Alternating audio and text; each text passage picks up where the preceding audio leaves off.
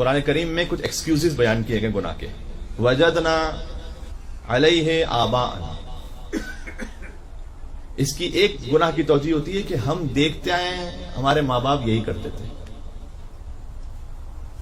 ہمارا تو یہی سسٹم ہے. کتنی مرتبہ گیدرنگز میں ایسا ہوتا ہے کہ چاہے بزرگ ہیں کوئی لیکن نامحرم ہیں تو انہیں مثلا دلہن کے سر پہ ہاتھ رکھنا ہے. ڈائریکٹ کانٹیکٹ اس طرح سے ہاتھ رکھنا سر پہ وہ صحیح نہیں، جائز نہیں. یہاں پر کوئی نعوذ باللہ شہوت کی بات نہیں ہے، کوئی اور چیز کی بات نہیں ہے. قرآن کریم میں یہ بات بھی عرض کر دوں، بعض لوگ اس کی جو توجہ لے کر آتے ہیں، ارے آپ کا دماغ خراب ہے صاحب، آپ کے اس میں فطور ہے، یہ تو ان کے باپ کی جگہ پر ہے. باپ کی جگہ پر ہے لیکن جب اللہ تعالیٰ نے حرام کیا ہوا ہے. قرآن میں ایک لفظ ہے گناہ کے لیے، ظاہری کچھ ہوتے ہیں کچھ باطنی ہوتے ہیں. اس کی الگ الگ انٹرپریٹیشنز ہیں. ایک انٹرپریٹیشن ظاہر ہے، واضح آپ سب کے، کچھ گناہ ہوتے ہیں جو اوپنلی کوئی کر رہا ہے، کچھ ہے کہ جو چھپ کر رہا ہے. البتہ کہ جو چھپ کر گناہ کر رہا ہے، حدیث میں آیا ہے کہ وہ فقط اپنے آپ کے لیے ضرر کر رہا ہے، اس کا معاملہ اللہ کے ساتھ ہے. اگر وہ معافی مانگ لے گا انشاءاللہ اللہ تعالیٰ معاف کر دے گا. لیکن جو ظاہر میں آ کے کر رہا ہے وہ سوسائٹی کو کرپٹ کر رہا ہے، اس کی زیادہ پکڑ ہے. لیکن کچھ ہوتے ہیں ظاہر، کچھ ہوتے ہیں باطن. لیکن ظاہرتاً باطنتاً کی ایک اور توجہ بھی ہے اور اس کا ایک پہلو بھی ہے، وہ یہ ظاہری گناہ وہ ہیں کہ جس کی علت آپ کو معلوم ہے کہ کیوں حرام ہے. جھوٹ بولنا حرام ہے، ہم سب جانتے ہیں، اس لیے کہ مسٹرسٹ ہوگا پوری سوسائٹی میں اگر سبھی جھوٹ بولنے لگیں گے تو. اس کی وجہ آپ کو پتا ہے، تقریباً آپ جانتے ہیں. کچھ لیکن گناہ ایسے ہیں جس کی علت ہمیں نہیں معلوم لیکن اللہ نے حرام کیا ہوا ہے، وہ حرام ہے. یہ باطنی گناہ ہے. آپ کہیں کہ شراب حرام ہے اس لیے کہ اس سے نشہ آتا ہے، لیکن اگر میں 2 گھونٹ پیوں تو اسے کوئی نشہ نہیں آ رہا.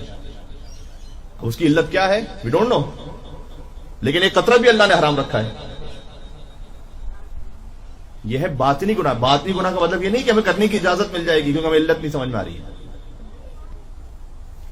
ایک بزرگ ہے جس کے لیے کوئی نامحرم ہے،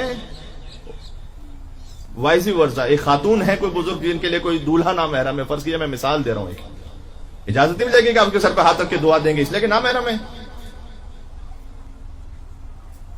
اب توجہ کیا ہے اس کی؟ وجدنا علیہ آباءنا، ہمارے تو ہمیشہ شادیاں ایسی ہوتی ہیں، ہمارے باپ دادا یہی کرتے ہیں. قرآن کہتا ہے یہ ایکسکیوز ہے گناہ کا.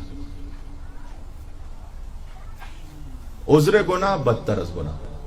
بسا اوقات عذر گناہ جو ہے نا بدتر از گناہ ہے. نہیں کریں ایکسکیوز، کم سے کم اقرار تو کریں گے غلط ہے. جب یہ اقرار ہوگا تب جا کر آگے اصلاح پہ بات جائے گی. بات واضح انشاءاللہ.